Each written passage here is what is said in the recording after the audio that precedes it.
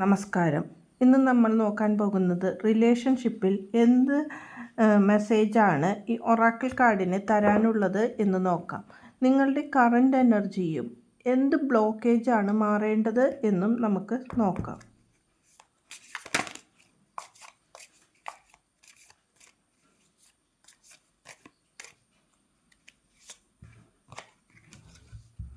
രണ്ട് കാർഡുകളാണ് വന്നിരിക്കുന്നത്.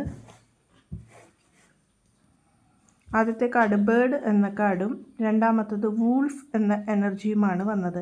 ഇവിടെ ബേർഡ് എന്ന് പറയുന്നത് trust in the divine timing of the universe. നിങ്ങളുടെ റിലേഷൻഷിപ്പിലെ ഡിവൈൻ്റെ ടൈമിന് വേണ്ടി നിങ്ങൾ ട്രസ്റ്റ് ചെയ്ത് വെയിറ്റ് ചെയ്യൂ എന്നാണ് പറയുന്നത്. ഇവിടെ പിക്ചറിൽ കാണുന്നത് ഒരു ബേർഡ് യൂണിവേഴ്സിനെ നോക്കി ഇരുന്നു കൊണ്ട് ഒറ്റയ്ക്ക് ഇരിക്കുന്നതാണ്. ചില വ്യക്തികൾ ഇവിടെ നിങ്ങളുടെ സോൾമേറ്റിനെ കാണുവാനോ അല്ലെങ്കിൽ അതിനു വേണ്ടിയോ വെയിറ്റ് ചെയ്യുന്ന എനർജിയാണ്. ചിലവർക്ക് ഒരു റീയൂണിയൻ ആഗ്രഹിച്ച് ഇരിക്കുന്ന വ്യക്തികളുമുണ്ട്. അതിന് ഡിവൈൻ്റെ ഒരു ടൈം തന്നെ നിങ്ങളുടെ അടുത്തേക്ക് വരും എന്നും നിങ്ങൾ അതിനു വേണ്ടി വിശ്വസിച്ചുകൊണ്ട് ഇരിക്കൂ.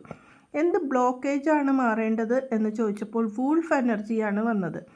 Remember that you are A powerful co-creator of your reality എന്നതാണ്. നിങ്ങൾക്ക് ചില കാര്യങ്ങളിൽ കൂടിച്ചേർന്നുകൊണ്ട് ആ റിയാലിറ്റിയിലേക്ക് വരുവാനുള്ള ഒരു പവർ നിങ്ങൾക്കുണ്ട്.